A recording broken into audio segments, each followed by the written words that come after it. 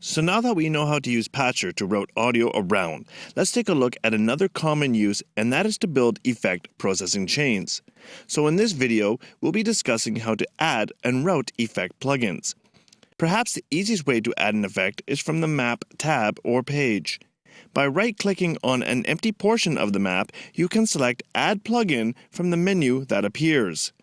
Doing so presents you with a menu that allows you to select the desired plugin effect. So in my example, I will choose Reverb.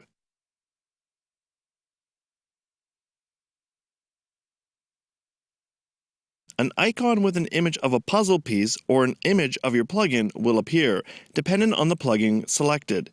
You can click and drag this icon as needed to keep the map nice and tidy. The name of the icon defaults to the plugin name. You can right-click on the icon and choose Rename if you wish to give a more specific name. For example, I plan to use this reverb on my snare, so I'll give it the name Snare Reverb. Now, we already looked at how to route audio, so it should be pretty straightforward on how to route audio to the plugin. So in my example, I want to route just the snare to the reverb. Again, hovering my mouse over the connection dots, I determine which connection is for my snare. I can click and drag the connection from the snare to the reverb. Next, I'll connect the reverb to the patcher's output so I can hear it.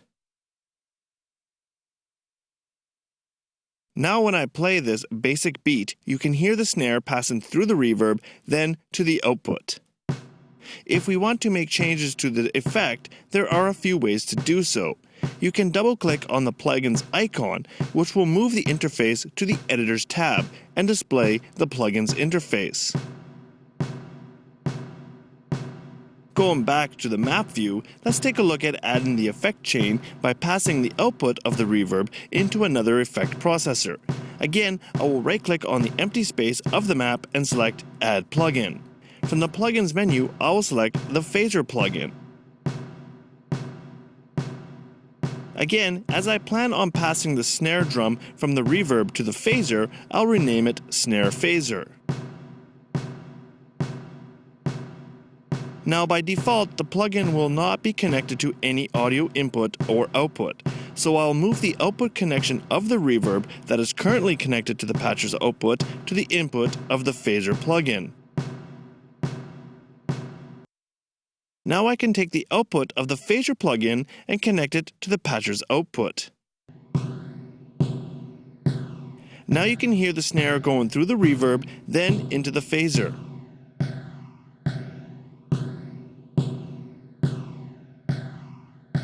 Moving over to the Editor's tab, you can now see the phaser's interface, allowing you to tweak the effect.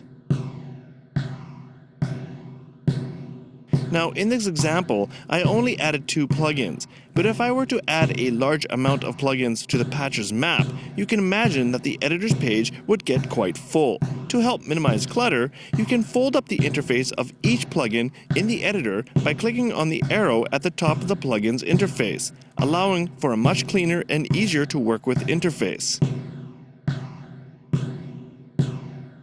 You can also check the level of the plugin's output with a small VU meter also at the top of the plugin's interface.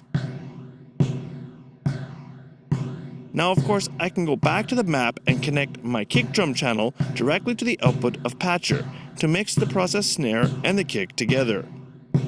So in this video, we took a look at using Patcher to build effect chains. In the next video, we'll take a different look at routing audio to the plugins.